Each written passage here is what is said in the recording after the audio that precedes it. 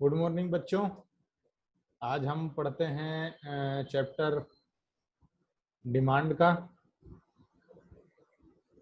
Demand आज हम क्या पढ़ेंगे बच्चों? डिमांड चैप्टर पढ़ेंगे। डिमांड में हम क्या पढ़ेंगे, ये थोड़ा सा उसका लर्निंग ऑब्जेक्टिव है। ये 10, 12, 13 चीजें हमें पढ़ना है। तो सबसे पहले डिमांड क्या है? तो goods are demanded because they have the capacity to satisfy our wants, but every want of a consumer can not be called a demand. हमें हमारी इच्छा को पूरा करने के लिए हम कुछ गुड्स खरीदते हैं, वो सेटिस्फाई कर देती हैं, वो उसको कंज्यूम करने पर तो वो गुड्स तो है, लेकिन क्या वो डिमांड है?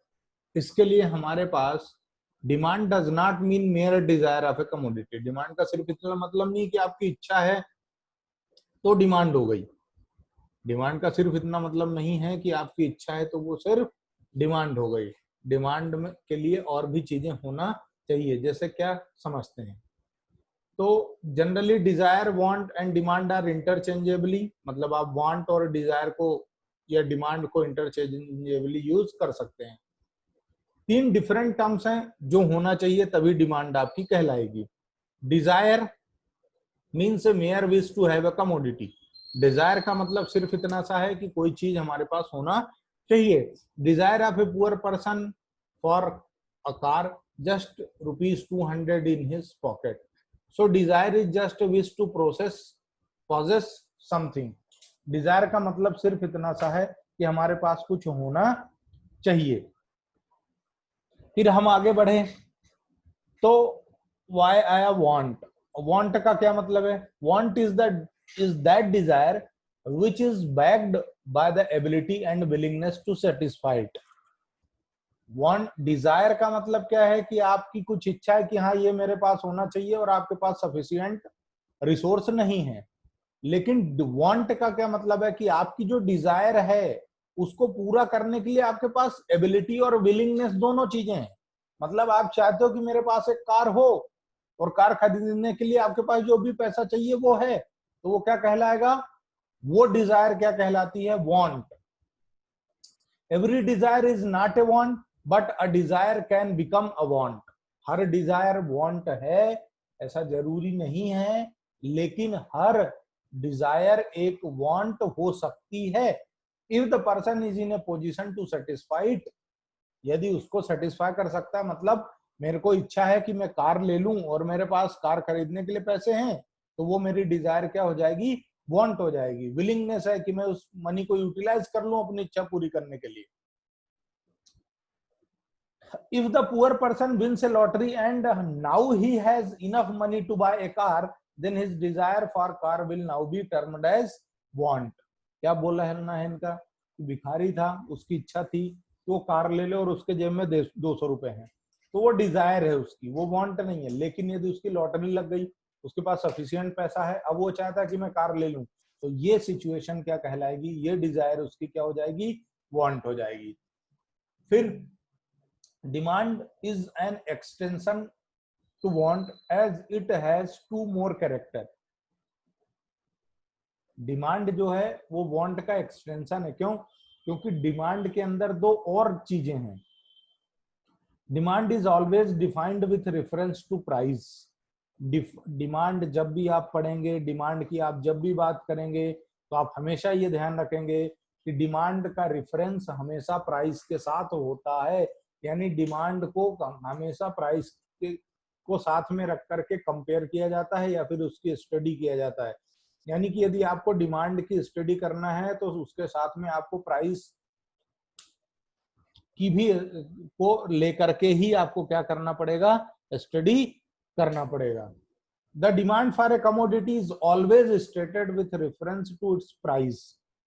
डिमांड हमेशा उसके प्राइस के रेफरेंस में ही शो होती है।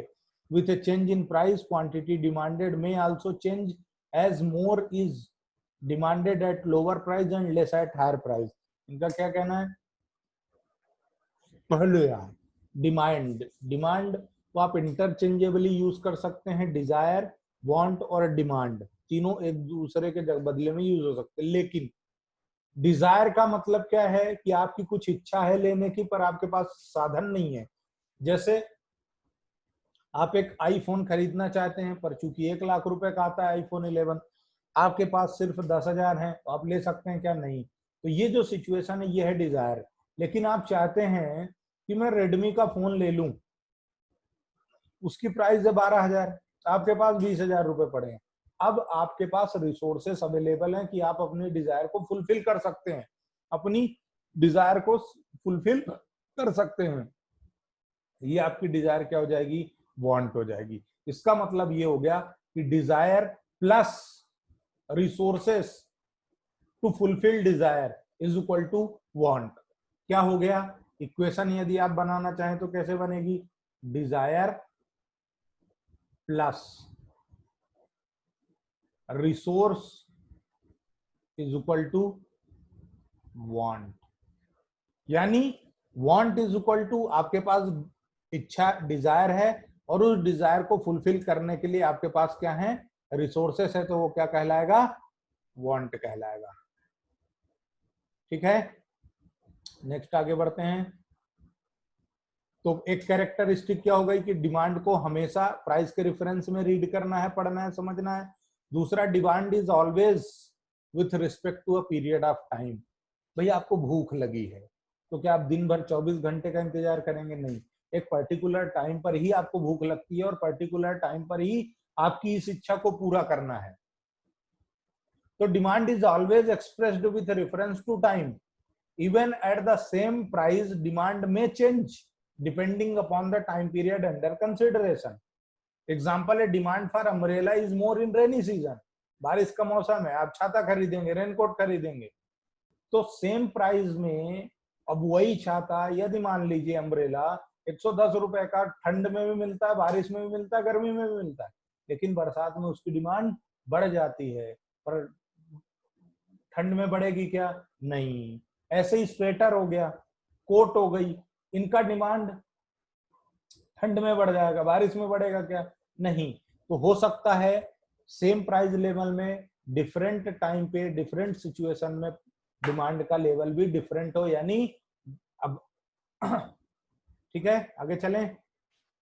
The time frame might be an hour, a day, और मंथ, और ईयर। टाइम फ्रेम आपका कुछ भी हो सकता है, समय, घंटा, दर, जो भी है। एक दिन, एक घंटा, एक मिनट, या फिर एक महीना, 15 दिन, 10 दिन, 7 दिन, वीक, एक साल, 2 साल, किसी में भी टाइम फ्रेम हो सकता है।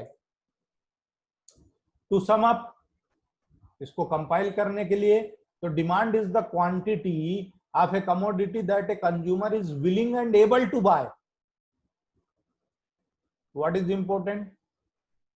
Willing, able to buy at each possible price during a given period.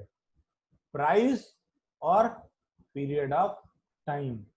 Fixed time period, fixed price में एक पर्सन जो कमोडिटी कंज्यूमर खरीदना चाहता है, या जो उसकी इच्छा है, वो चाहता है कि मैं इसको ले लूं, और उसके पास अवेलेबल है रिसोर्स कि वो ले सकता है उसको, तो वो क्या कहलाएगी?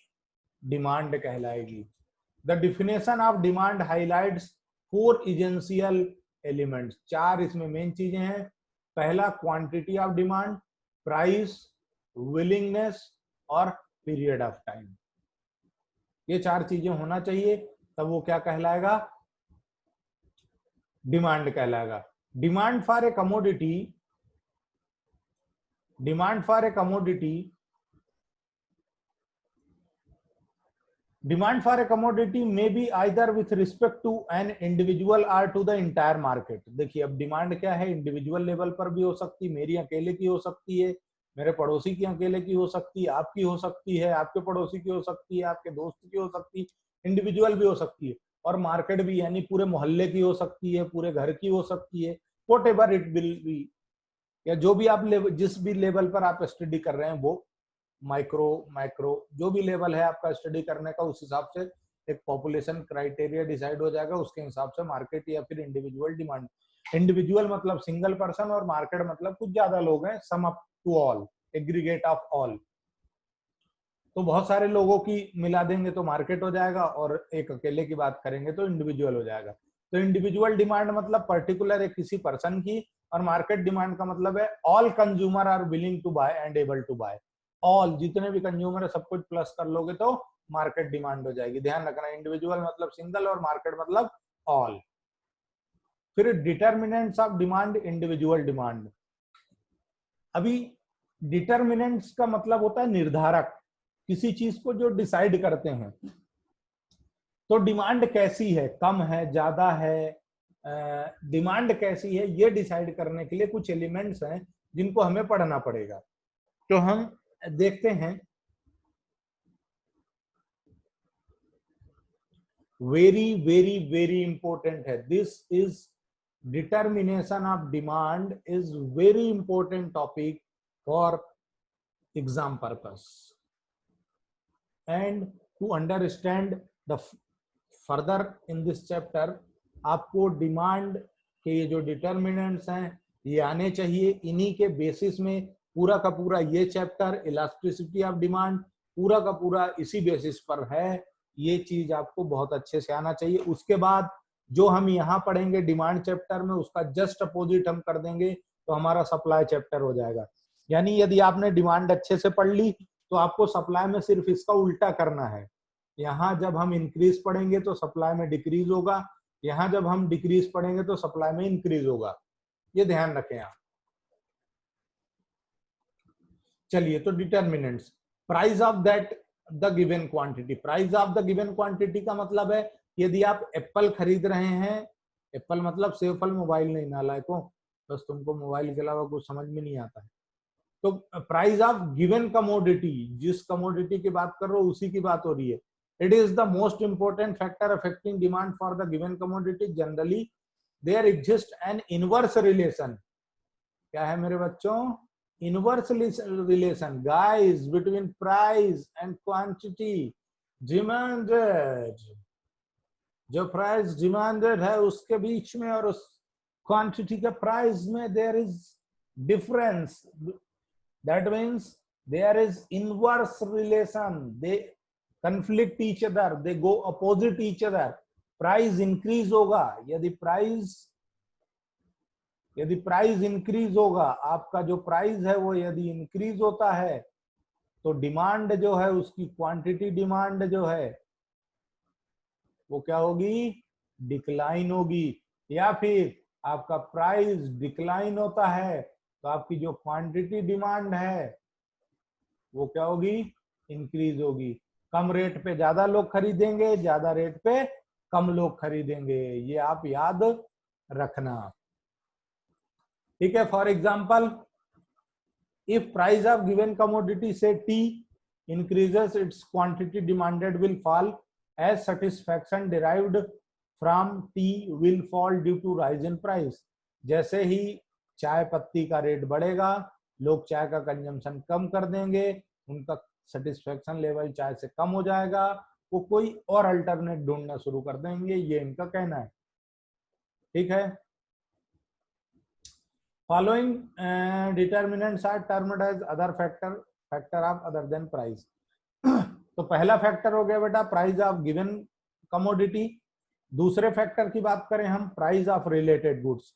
तो प्राइस ऑफ रिलेटेड गुड्स मतलब दो तरह के रिलेटेड गुड्स होते हैं, एक होता है सब्स्टिट्यूट और दूसरा होता है कॉम्प्लीमेंट्री। सब्स्टिट्यूट मतलब तू नहीं कोई और सही। सब्स्टिट्यूट का मतलब क्या है बेटा? तू नहीं कोई और सही, मतलब जान देने का नहीं। ये जरूरी नहीं है कि तेरे से ही काम चलाना है, दूसरा ऑप्शन ढूंढ लेंगे। कोई ये नहीं है कि नहीं भाई तू ही होना, है ना। सब्स्टिट्यूट का क्या मतलब बच्चों? कि तू नहीं कोई और सही, एक के बदले हम किसी दूसरे को यूज करना शुरू कर देंगे। जैसे चाय का प्राइस बढ़ना शुरू हो गया तो हम कॉफी पियेंगे, कॉफी का बढ़ना हुआ तो चाय पियेंगे। बॉल पेन का प्राइस बढ़ गया तो हम इंक पेन यूज करेंगे, इंक पेन का बढ़ गया तो हम बॉल पेन कर लेंगे, जेल पेन यूज कर लेंगे। मतलब अल्टरनेट अवेलेबल है, एक अल्टरनेट से एक ही आइटम नहीं है, उसके बहुत सारे अल्टरनेट है, आप उससे काम चला लेंगे। जैसे मोबाइल में भी क्या है, touch phone, keypad, Android, Symbian, Apple, Microsoft, अलग अलग प्लेटफॉर्म आते हैं इस तरीके से। पानी पीना है, आपने मग में पी लिया, ग्लास में पी लिया, बॉटल से पी लिया, whatever अल्टरनेट अवेलेबल है, उसको कहा जाता है सब्स्टिट्यूट। तो substitute good are those good which can be used in place of one another, तू नहीं कोई और सही। satisfaction of a particular like tea and coffee, an increase in price of substitute leads to an increase in demand of given commodity and vice versa. For example, if the price of a substitute good coffee increases, then demand for the given commodity tea will increase. इसको यदि मैं लिखना चाहूं तो मैं इस तरीके से लिख सकता हूं, यदि प्राइस एक कमोडिटी का इंक्रीज होगा तो जो क्वांटिटी डिमांड है दूसरे कमोडिटी की वो इंक्रीज हो जाएगी। यानी इन दोनों का कैसा रिलेशन है, वन कमोडिटी का प्राइस और अनदर कमोडिटी का डिमांड, दोनों में कैसा रिलेशन है, सेम है ना, सेम है, इनवर्स नहीं है इस बार सेम है।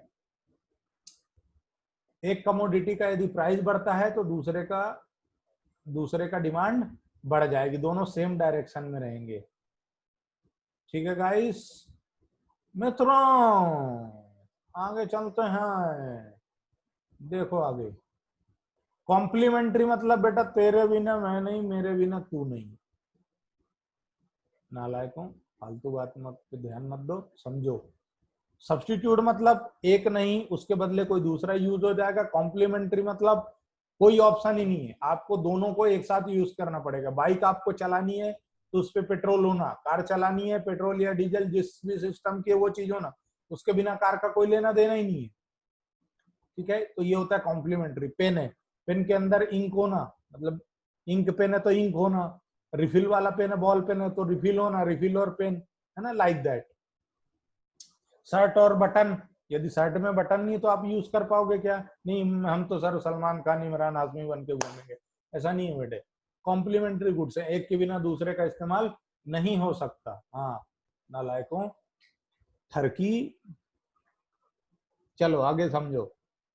Complementary goods are like those goods which are used together to satisfy particular want, like tea and sugar. चाय पियोगे तो शक्कर डाल के पियोगे ना यार, नमक डाल के पी लोगे क्या? तो समझो, an increase in price of complementary goods leads to a decrease in demand for given commodity and vice versa. मतलब यदि शुगर का प्राइस इंक्रीज होगा तो लोग बाग चाय पीना भी थोड़ा सा रिलेटिवली कम कर देंगे। समझ गए? तो एक के बिना दूसरा इस्तेमाल नहीं हो सकता कॉम्प्लीमेंट्री, और एक के बदले दूसरा इस्तेमाल हो सकता है तो सब्स्टिट्यूट। एक बार जो तू हाँ कर दे तो पहली वाली छोड़ देंगे, वाह रे नालायकों, गाने तुमको खूब आते हैं। तो सब्स्टिट्यूट और कॉम्प्लीमेंट्री के कुछ एग्जांपल्स हैं आपके सामने, tea and coffee, cake, Coke and Pepsi, pen and pencil, CD and DVD, ink pen, ball pen, rice and wheat. This can be used in substitute of each other, that means in place of one another. But for complementary goods you have to use both the goods at a time. Tea and sugar, pen and ink, car and petrol, bread and butter, pencil and pen and refill,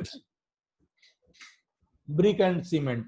मकान बनाते हो, ईंट लगाते हो तो ईंट में cement का गारा मिलाते हैं, मिक्स करते हैं, तभी होता है।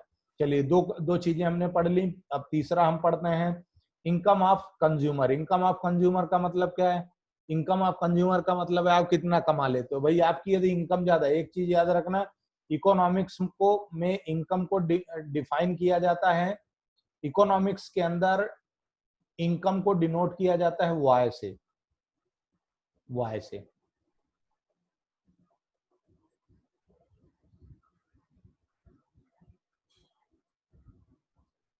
इनकम को किससे डिनोट किया जाता है? वाई से। इनकम मतलब Y. Demand for a commodity is also affected by income of a consumer, however the effect of change in income and demand depends on the nature of the commodity under consideration. If given commodity is a normal goods, then increase in income leads to rise in its demand, while a decrease in income reduce the demand. एक normal goods की बात करें जो regular use में होता है, यदि income बढ़ती है तो उसकी डिमांड भी बढ़ जाती है, और यदि इनकम कम होती है तो उसकी डिमांड भी कम हो जाती है। वहीं if the goods are inferior goods, normal goods मतलब सामान्य जो रेगुलर यूज में होता है, इंफीरियर मतलब वीक, कमजोर, लो क्वालिटी गुड्स या फिर लो कैटेगरी गुड्स, जो स्टैंडर्ड गुड्स नहीं माने जाते हैं, जिनको यूज करने में लगता है छी ये क्या है, ये क्या चल रहा है। एक टाइम था जब गेहूं, व्हीट और राइस का उत्पादन, प्रोडक्शन बहुत कम होता था हमारी कंट्री में, तो लोग जो है वो ज्वार बाजरे की रोटी खाते थे, मक्के की रोटी खाते थे, जिसको आप आज आप शान से खाते हो, मक्के दो रोटी सरसों दा साग बोल के बिल्कुल सीना तान के खाते हो। वो एक जमाने में इंफीरियर गुड्स हुआ करता था, लोग खाना ही पसंद नहीं करते थे क्योंकि उसके अलावा कुछ मिलता ही नहीं था, चावल खाने के लिए तरसते थे, प्रोडक्शन ही नहीं होता था। 12th क्लास में इंडियन इकोनॉमी, आप एक सब्जेक्ट है इकोनॉमिक्स का, एक पार्ट है इंडियन इकोनॉमी, वो पढ़ेंगे तो उसमें पहला ही चैप्टर पढ़ेंगे Indian economy in the age of independence. आजादी के समय हमारे देश में एग्रीकल्चर सेक्टर, इंडस्ट्री सेक्टर के क्या हालात थे, वहां पर आप पढ़ेंगे तो आपको समझ में आएगा कि किस तरह से कितना लो प्रोडक्शन लेवल था हमारे देश का, और हमारे यहाँ कितना कम प्रोडक्शन, जो भी होता था वो अंग्रेज सब लेके चले जाते थे। तो और ये जितने भी कॉन्सेप्ट डेवलप हुए हैं, जो भी आपके सब्जेक्ट बनाए हुए हैं, वो आज के सिनेरियो में नहीं बने, ये सारे के सारे कॉन्सेप्ट पुराने सिनेरियो में डेवलप किए गए हैं, पुराने फंडे लेकर के डेवलप किए गए हैं, टाइम हो गया इनको बने हुए ये कॉन्सेप्ट, इसलिए थोड़ी बातें पुरानी करते हैं उसी टाइम के हिसाब से। तो अब समझो, तो नॉर्मल गुड्स मतलब सामान्य जो रेगुलर यूज में होता है, जिसका नॉर्मल हर कोई यूज करता है, और इंफीरियर गुड्स मतलब लो क्वालिटी, लो स्टैंडर्ड गुड्स, जैसे आज की डेट में मक्का, ज्वार, बाजरा, इनको स्टैंडर्ड गुड्स में काउंट होने लगे। कहते हैं सबके दिन आते हैं, हर अपने गली का कुत्ता शेर होता है, समय समय की बात है। ज्वार बाजरा जो आज वैल्यूएबल आइटम है, स्टैंडर्ड गुड्स है, वही एक जमाने में लो इंफीरियर गुड्स हुआ करता था, लोग इसको खाना पसंद नहीं करते थे। एक एग्जांपल दिया मैंने। तो देन एन इंफीरियर गुड्स है, जो लो क्वालिटी गुड्स है या लो स्टैंडर्ड गुड्स है, यदि इनकम बढ़ती है तो उसकी डिमांड कम हो जाती है, और इनकम कम होती है तो डिमांड बढ़ जाती है, वाइस वर्सा। ठीक है क्या? चलिए एग्जांपल है आपके सामने, पढ़ लेना। ये नोट्स के लिए आप मेरी मोबाइल ऐप डाउनलोड करेंगे, उसमें ये नोट अवेलेबल है। डिस्क्रिप्शन लिंक में मैं मोबाइल ऐप की लिंक आपको शेयर कर दूंगा, वहां से आप डाउनलोड करके रजिस्टर कर सकते हैं। टेस्ट एंड प्रेफरेंस, दिलाया गधी पे तो परी क्या चीज है, आपको जो पसंद है वो है, उसमें कोई फिर भेदभाव, फिर कुछ भी प्राइस हो, कोई शौक बड़ी चीज है ना, फिर कितना भी प्राइस हो, पसंद है तो है। तो टेस्ट एंड प्रेफरेंस, यदि किसी कमोडिटी के लिए आपका टेस्ट एंड प्रेफरेंस अच्छा है, आप उसको पसंद करते हैं, तो फिर खर्चा कितना भी लगे, पैसा कितना भी लगे, कोई मैटर नहीं रहता है। यानी टेस्ट एंड प्रेफरेंस ज्यादा है तो डिमांड भी ज्यादा होगी, और टेस्ट एंड प्रेफरेंस कम है तो डिमांड भी कम होगी। आगे बढ़ते हैं हम। आया expectation of change in the price in future, आपको लगता है कि भविष्य में इसका प्राइस बढ़ जाएगा। जैसे ही आपको लगा कि इसका प्राइस बढ़ जाएगा, वैसे ही आपकी क्या इच्छा होना शुरू हो गई कि यार अभी खरीद के रख लो। यानी फ्यूचर में यदि आपको लगता है कि प्राइस बढ़ जाएगा तो आप अभी से खरीदना शुरू कर दोगे, और लगेगा कि फ्यूचर में प्राइस कम होगा तो आज बोलोगे छोड़ो यार अभी नहीं, जब कम होगा तब ले लेंगे। जैसे कई लोग क्या सोचते हैं, मोबाइल अभी लॉन्च हुआ ना, तो लॉन्चिंग में इसका प्राइस ज्यादा होगा, थोड़े दिन रुक जाओ यार, या दिवाली दशहरा आन दो यार, सेल लगेगी तब ले लेंगे। तो फ्यूचर में यदि आपको लगता है कि प्राइस ज्यादा होगा तो आज डिमांड, प्रेजेंट में डिमांड क्या हो जाएगी, कम हो जाएगी।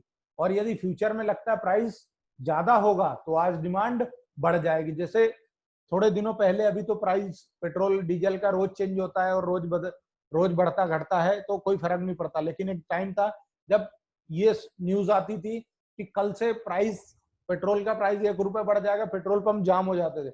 मतलब आदमी 10 लीटर यदि पेट्रोल लाता है तो उसका 10 ही रुपया बचता है, लेकिन वो 10 रुपए बचाने के लिए वो पगला आदमी आज ही अपने 800 रुपए जेब से निपटा देता था कि नहीं और 1 रुपए बढ़ जाएगा बहुत बड़ी बात हो जाएगी। पागलपन का दौरा ऐसे पड़ता है। तो यदि फ्यूचर में आप कहने का समाप्त करते हैं तो कहने का मतलब ये कि यदि फ्यूचर में आपको लग रहा है कि प्राइस बढ़ेगा तो आप आज डिमांड बढ़ा लोगे प्रेजेंट में, और यदि फ्यूचर में लगता है प्राइस कम होगा तो आज आप डिमांड भी कम कर लेंगे। यानी दोनों में कैसा रिलेशन है, पॉजिटिव रिलेशन है। Change in quantity demand versus change in demand. तो चेंज इन क्वांटिटी डिमांड का मतलब है whenever demand for a given commodity increases due to change in its own price. यदि कमोडिटी का खुद का प्राइस, ओन प्राइस, यदि खुद का प्राइस उसका कम हो, चेंज होता है, तो जो क्वांटिटी में फर्क पड़ता है, तो जो क्वांटिटी में फर्क पड़ता है वो चीज क्या कहलाती है? Quantity demanded. और यदि अदर फैक्टर हमने कुल 5 फैक्टर पढ़े, price of own commodity, price of related good, related में सब्स्टिट्यूट और कॉम्प्लीमेंट्री। सब्स्टिट्यूट मतलब तू नहीं कोई और सही, कॉम्प्लीमेंट्री मतलब तेरे बिना मैं नहीं, मेरे बिना तू नहीं। फिर income level, inferior goods, normal goods. उसके बाद हमने क्या पढ़ा? Future expectation, change in price level. उसके बाद टेस्ट एंड प्रेफरेंस। इनमें से 4 फैक्टर, 5 में से 4 फैक्टर जिम्मेदार होते हैं चेंज इन डिमांड के, और एक फैक्टर खुद का प्राइस डिपेंड करता है चेंज इन क्वांटिटी को। ठीक है गाइस। अब बचता है डिटरमिनेंट्स ऑफ मार्केट डिमांड। तो डिटरमिनेंट्स ऑफ मार्केट डिमांड लगातार हम पढ़ रहे हैं, तो इसको भी खत्म ही कर लेते हैं, ज्यादा बड़ा नहीं है, 3 पॉइंट है बस। तो देखो रिटर्न, अब ये है एग्रीगेट ऑफ ऑल सब। Market demand is influenced by all the factors affecting individual. देखो जब इंडिविजुअल लिखोगे तो सिर्फ 5, लेकिन जब मार्केट की बात करोगी ना, तो इंडिविजुअल वाले भी लिखना है और ये भी लिखना है, यानी टोटल 8 हो जाएंगे, 5 इंडिविजुअल के और 3 इसके। तो size and composition of population, population size कैसा है? बुढ़े लोग यदि ज्यादा होंगे, बुजुर्ग ज्यादा होंगे, गरीब ज्यादा होंगे या महिलाएं ज्यादा होंगी, जिस भी तरह के लोग होंगे उस तरह के क्वांटिटी के गुड्स की डिमांड बढ़ जाएगी। महिलाएं हैं तो मेकअप के आइटम बढ़ेंगे, है ना, फेयर एंड लवली का रेट बढ़ेगा, लिपस्टिक, साड़ी, यदि एग्जांपल लिखा हुआ है, मैं क्षमा प्रार्थी हूँ यदि कोई महिला इसमें देख रही हो तो लिपस्टिक, साड़ी, इनके भाव बढ़ जाएंगे। कोई बुजुर्ग है तो चश्मे, छड़ी, इनका बढ़ जाएगा। बच्चा है तो खिलौने, उस तरह से बढ़ जाएंगे। तो जिस तरह से पॉपुलेशन साइज होगा उस तरह से उसकी डिमांड बढ़ या घट जाएगी। सीजन्स एंड वेदर, मौसम कैसा है? ठंड है तो ठंड के कपड़े बढ़ेंगे, गर्मी है तो गर्मी के हिसाब से, बारिश है तो बारिश के हिसाब से। डिस्ट्रीब्यूशन ऑफ इनकम, जिस भी मार्केट में या जिस भी एरिया में इनकम ज्यादा होगी उस एरिया में डिमांड भी ज्यादा होगी, इनकम कम होगी तो डिमांड भी कम होगी। जैसे यूपी बिहार वगैरह में चले जाओ, थोड़ा बैकवर्ड एरियाज है, तो वहां पर इंफीरियर गुड्स की डिमांड ज्यादा होगी, नॉर्मल गुड्स की नहीं होती है। इस तरीके से ये। अच्छा, एक चीज इसमें नहीं लिखी बट आप लोग लिख सकते हैं, मैं बोल रहा हूं, living standard goods, standard related goods, मतलब कुछ ऐसे गुड्स होते हैं जो जो स्टैंडर्ड डिसाइड करते हैं आपका। जैसे गोल्ड हो गया, है ना, गोल्ड हो गया, डायमंड हो गया, तो इनका जितना ज्यादा प्राइस होता है ना, लोग उतना खरीदते हैं। एक क्लास ऑफ पीपल के लिए ये पॉइंट अप्लीकेबल होता है, सबके लिए अप्लीकेबल नहीं होता।